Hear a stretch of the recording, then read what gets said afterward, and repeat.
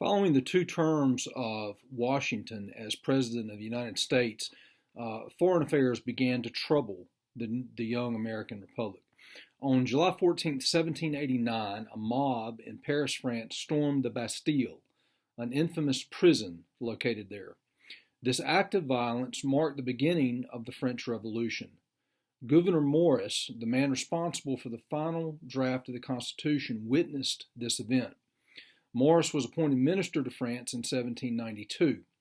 Despite his horror at the violence of the revolution, Morris remained at his post throughout the revolution's bloodiest days. Most Americans initially supported the French Revolution because, like the American Revolution, it was inspired by the ideal of republican rule. The French had helped America win its independence from Britain and were encouraged by the American victory over royal tyranny. The French people decided it was time to replace their monarchy with a government based on the will of the people. The alliance between France and the United States, created by the Treaty of 1778, served as an additional bond between the two nations. Should the United States support the French Revolution? This was one of the most important foreign policy questions that faced the young nation. Despite the bonds between these nations, America became divided over the French Revolution when that revolution altered its course. In 1793, a radical group called the Jacobins seized power in France. They beheaded King Louis XVI, and initiated what became known as the Reign of Terror among their opponents, sending moderate reformers and royalists alike to the guillotine. The Jacobins also declared war on other monarchies, including Great Britain. Because of the Treaty of 1778, the French expected U.S. help in its war with Britain. But American reaction tended to split along party lines. Democratic Republicans, led by Jefferson and Madison, wanted to honor the treaty and support France, while Federalists, led by Hamilton, wanted to support the British. Washington took a middle position. On April 22, 1793, he issued a declaration of neutrality. The United States would support neither side in this conflict. America, however, was the largest neutral shipper of goods at this time, and both Britain and France viewed America as a potential military liability. Both Britain and France would take steps to interfere with American ships on the high seas. Americans would find it impossible to remain neutral despite, or perhaps because of, their stated neutrality. Hamilton and Jefferson came to agree with Washington's position, realizing that entering a war was not in the best interest of this young nation. It soon became apparent that the French were sending diplomats to the United States to recruit Americans for the French war effort against Britain. This was a flagrant violation of U.S. neutrality, and it infuriated many Americans. As a result of his support for France, Jefferson was thus labeled a radical. Frustrated by these attacks on his character and his ongoing feud with Alexander Hamilton, Jefferson resigned from Washington's cabinet in 1793. Despite problems with its European relations, the young nation wanted to secure land claims west of the Appalachian Mountains and gain shipping rights on the Mississippi River. To do this, the United States needed to reach an agreement with Spain, which still held Florida and the Louisiana Territory. The turmoil in Europe stalled negotiations between Spain and the U.S., but Spain eventually agreed to meet with the U.S. Minister to Great Britain, Thomas Pinckney. On October 27, 1795, Pinckney's treaty, also known as the Treaty of San Lorenzo, was signed. It included virtually every concession that the Americans desired, because Spain feared that if they did not sign the treaty, Britain and the U.S. would simply seize the territory by force. Spain gave up all claims to land east of the Mississippi, except Florida, and recognized the 31st parallel as the southern boundary of the U.S. and the northern boundary of Spanish Florida. Spain also agreed to open the Mississippi River to traffic by American citizens and allow American traders to use the port of New Orleans. Pioneers began moving west, and they assumed that the 1783 Treaty of Paris which officially ended the American War for Independence, in which Great Britain ceded its land rights west of the Appalachians, gave them free rein to settle in that area. But the British maintained forts in the Northwest Territory, an area that included what is now Ohio, Indiana, Illinois, Michigan, and Wisconsin, in direct violation of the Treaty of Paris. In addition to this continuing British threat, the settlers also met determined resistance from the original inhabitants of the area, Native Americans. The lands of the Northwest Territory had been discussed in the 1783 Treaty of Paris between Britain and the U.S., but Native Americans had been excluded from those negotiations. Therefore, Native Americans never accepted the provisions of the Treaty of Paris. They continued to claim their tribal lands and demanded direct negotiation with the United States.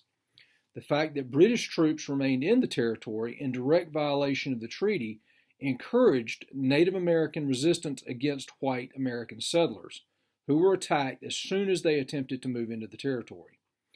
In 1790, chief of the Miami tribe, Little Turtle, defeated an American army led by General Josiah Harmer in the clashes in the area that would become Ohio. These defeats only prompted the U.S. to send additional troops into the territory. In 1791, the Miami Confederacy of Indian tribes inflicted an even worse defeat on American troops under the command of General Arthur St. Clair. In 1792, Washington appointed General Anthony Wayne, better known as Mad Anthony Wayne, to lead federal troops against the Native Americans in the Northwest. Known as Mad Anthony for his reckless courage, Wayne spent an entire year drilling his troops. Impressed by Wayne's preparations, Little Turtle urged his people to seek peace. The other chiefs did not agree with Little Turtle and replaced him with a less capable leader. On August 20th, 1794, Wayne met the Miami Confederacy at the Battle of Fallen Timbers near present-day Toledo, Ohio. Wayne's troops were greatly outnumbered, but he sent a small group of men ahead to bait the Indians out of hiding. When the Native Americans chased Wayne's advance party back into the main American army, they were surrounded on all sides. The battle lasted less than 40 minutes. After the battle, Wayne's army marched defiantly past British Fort Miami, only 2 miles away, and then built an American post nearby. The American victory at Fallen Timbers ended Native American resistance in Ohio. In 1795, the Miami Confederacy signed the Treaty of Greenville, agreeing to give up most of the land in Ohio in exchange for $20,000 worth of goods and an annual payment of nearly $10,000. This settlement continued a pattern in which settlers and the government paid Native Americans much less for their land than it was worth. Meanwhile, new conflicts were developing in the Northwest Territory between Britain and the United States. At the time of the Battle of Fallen Timbers, John Jay, the Chief Justice of the Supreme Court, was in London to negotiate a treaty with Britain. One of the disputed issues was which nation would control the territories west of the Appalachians. When news of the American victory at Fallen Timbers arrived, the British agreed to evacuate their post in the Northwest Territory. Jay's treaty was signed on November 19, 1794.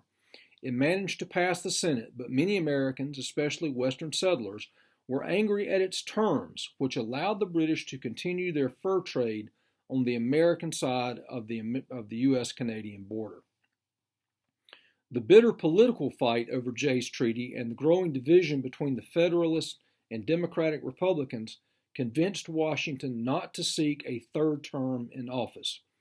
In 1797, Washington finally retired to his home at Mount Vernon. In the presidential election of 1796, Americans faced a new situation, a contest between two opposing political parties. The Federalists nominated Vice President John Adams for president and Thomas Pinckney for vice president. The Democratic Republicans nominated Thomas Jefferson for president and Aaron Burr for vice president. In the election, Adams received 71 electoral votes while Jefferson received 68. Because the Constitution stated that the runner-up should become vice president, the country found itself with a Federalist president and a Democratic-Republican vice president. What seemed sensible when the Constitution was written had become a problem because of the unexpected rise of political parties. The election also underscored the growing sectional division in the country. Nearly all Southern electors voted for Jefferson, while all the electors from the northern states voted for Adams. Soon after taking office, Adams faced his first crisis, a looming war with France. The French government regarded Jay's treaty with the British as a violation of the French-American alliance. France thus refused to receive Adams' new ambassador and also began to seize American ships bound for Britain. Adams sent a three-man delegation to Paris to negotiate a solution. By this time, the reign of terror in France had ended. The Jacobins were no longer in power. The French government consisted of a legislature and a five-man executive branch called the Directory. Napoleon had conquered much of Western Europe by this time. The American delegation planned to meet with the French Foreign Minister Talleyrand, but instead, the Americans were met by three low-level officials whom Adams, in his report to Congress, called Messieurs X, Y, and Z. These officials demanded a $250,000 bribe as payment to introduce the American delegation to Minister Talleyrand. News of this insult, known as the XYZ affair, resulted in a wave of anti-French feeling at home. Audiences in the United States even refused to listen to music composed by French composers. In 1798, Congress created a Navy Department and authorized American ships to seize French vessels. Thousands marched to volunteer for war. Congress authorized an army of 50,000 men to be raised and once again brought George Washington out of retirement to serve as overall commander. War was never officially declared, but for the next 2 years, an undeclared naval war raged between France and the United States. In the midst of this anti-French climate, Federalists feared that French agents were everywhere plotting to overthrow the government. New immigrants were held in suspicion partly because new immigrants were active in the Democratic-Republican Party, and many were vocal critics of Adams' pro-British government. To counter what was perceived as a growing threat against the government, the Federalists pushed through Congress in 1798 four measures that became known as the Alien and Sedition Acts. The Alien Acts were three measures that raised residence requirements for American citizenship from 5 years to 14 years and allowed the president to deport or jail any alien considered undesirable. The Sedition Act set fines and jail terms for anyone trying to hinder the operation of the government or expressing false, scandalous, and malicious statements against the government. Under the terms of the Sedition Act, the government prosecuted and jailed a number of Democratic-Republican publishers, editors, and politicians. Outraged, the Democratic-Republicans called the act a violation of freedom of speech guaranteed by the First Amendment. Thomas Jefferson and James Madison, the two main Democratic-Republican leaders, saw the Alien and Sedition Acts as a serious misuse of power on the part of the federal government and appealed to the states to oppose the acts. Madison drew up a set of resolutions that were adopted by the Virginia legislature, and Jefferson wrote resolutions that were approved in Kentucky. The Kentucky resolutions in particular asserted the principle of nullification, that states had the right to nullify or consider void any act of Congress they deemed unconstitutional. Virginia and Kentucky viewed the Alien and Sedition Acts as unconstitutional violations of the First Amendment. Moreover, both states claimed the right to declare null and void federal laws going beyond the powers granted by the Constitution to the federal government. No other states adopted similar resolutions. However, the issue would die out by the next presidential election. However, the resolution showed that the balance of power between the states and the federal government remained a controversial issue. In fact, the presidential election of 1800 between Federalist John Adams and Democratic Republican Thomas Jefferson would center on this debate. Now, Washington had remained active throughout 1799, making preparations for the army that would be necessary in the event of war with France. In the late fall of that year, Washington caught a severe cold and died on December 14, 1799. He was buried according to his wishes in a military funeral at Mount Vernon. Ironically, Washington's death was instrumental in improving relations with France. Napoleon hoped to lure American friendship away from Britain and ordered 10 days of mourning to be observed in all French armies. Napoleon would soon offer even greater concessions to the Americans. The election of 1800 was a bitter struggle between Jefferson and Adams. Democratic Republicans claimed that Adams was a tool of the rich who wanted to turn the executive branch into a British-style monarchy. Federalists thought that Jefferson was a dangerous supporter of revolutionary France and an atheist bent on destroying organized religion. Jefferson would defeat Adams by 8 electoral votes in the election of 1800, but his running mate, Aaron Burr, received the same number of electoral votes. The House of Representatives was called on to choose between the two highest vote getters, and they were deadlocked for 6 feverish days. Finally, Alexander Hamilton intervened and persuaded enough Federalists to cast blank votes to give his adversary, Jefferson, a 2-vote majority. Jefferson was elected president, and Aaron Burr, vice president.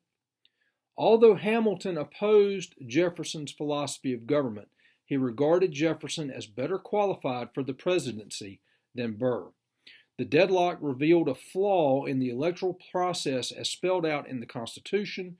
Congress thus passed the 12th Amendment, which called for electors to cast separate ballots for president and vice president, and that system is still in effect today. Shortly after losing the election to Jefferson, Aaron Burr read unflattering remarks made about him by Hamilton. Hoping for publicity, Burr challenged Hamilton to a duel. Unable to resolve the duel peacefully, the two met on the morning of July 11, 1804, and threw dice to see who would fire the first shot. Hamilton won, but fired his shot into the air. Burr then leveled his pistol and shot Hamilton in the stomach. Hamilton would die of the resulting gunshot wound the next day. Burr was charged with murder, something that was unthought of. The Vice President of the United States shoots a man in a duel and is charged with murder, but is fled before he can be arrested and brought to trial. In 1806, Burr would become involved in a failed plot to annex Mexico, and as a result was charged with treason. Burr fled to Europe, but later returned to New York and practiced law until his death. Jefferson extended the hand of peace to his opponents, but planned to wage a peaceful revolution in the U.S. to restore what he saw as the Republican ideals of 1776 against the strong government policies of federalism. Under Washington and Adams, Federalists had filled the vast majority of government positions. Jefferson reversed this trend by replacing some Federalists with Democratic Republicans. By 1803, the government was more evenly balanced between Federalists and Democratic Republicans. Jefferson believed that a simple government best suited the needs of the Republic. He walked to his own inauguration instead of riding a carriage. He took off his powdered wig and often received visitors in his work clothes. Jefferson believed in decentralized power. He tried to cut costs and shrink the government whenever possible. He tried to cut the size of the Army and Navy and reduce the cost of government social functions. Jefferson had also rolled back Hamilton's economic program by eliminating all internal taxes. He strongly favored free trade over government-controlled trade and tariffs. Jefferson was the first president to take office in the new federal capital of Washington. Though primitive in appearance, the location of the new capital reflected the importance of the South in national politics. Jefferson and the two presidents who followed him were all from Virginia. This pattern of Southern dominance underscored the declining influence of both New England and the Federalists in national politics. National expansion tended to work against the Federalists because settlers in the new states tended to vote for Democratic Republicans who supported farmers. Federalists refused to appeal to the common people for support. Federalists did, however, continue to exert great influence in the judicial branch, however. Adams had appointed John Marshall, a staunch Federalist, as Chief Justice of the Supreme Court.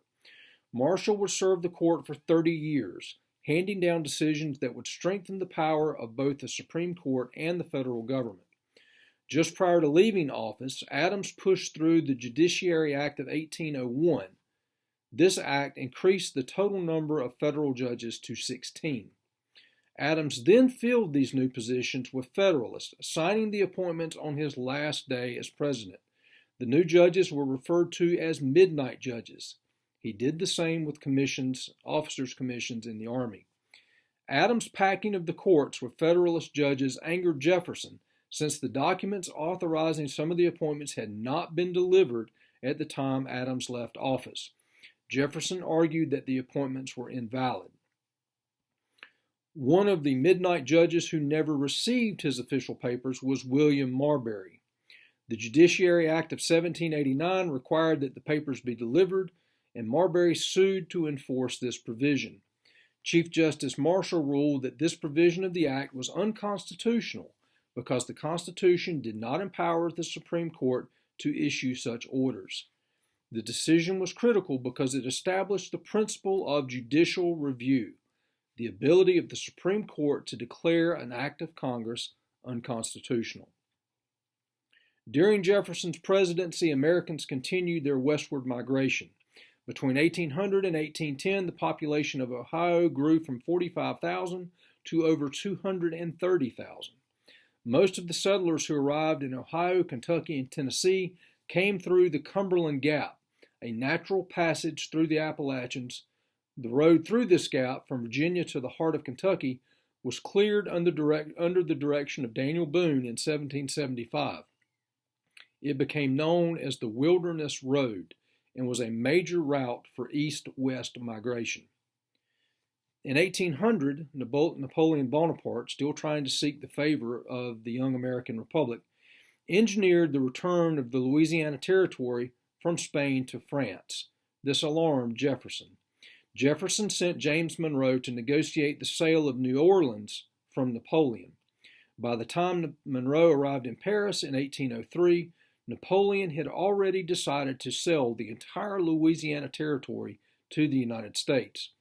The deal was closed for $15 million, although Congress had authorized Jefferson much less for the deal. Despite his strict interpretation of the Constitution, Jefferson finalized the deal, and the Senate, despite Jefferson's oversight, approved it. The Louisiana purchase more than doubled the size of the United States overnight. Jefferson was eager to explore this new territory. He appointed Meriwether Lewis to lead an expedition which Jefferson referred to as the Corps of Discovery. The journey would lead from St. Louis to the Pacific coast. Lewis, in turn, chose William Clark as his second in command. Jefferson ordered the Corps of Discovery to collect scientific information as well as information on the Native American tribes encountered along the way. Lewis and Clark began the expedition with 50 soldiers and woodsmen, and later added a Native American woman, Sacagawea, who served as an interpreter and a guide. The expedition took 2 years and 4 months and recorded valuable information about the Western Territories.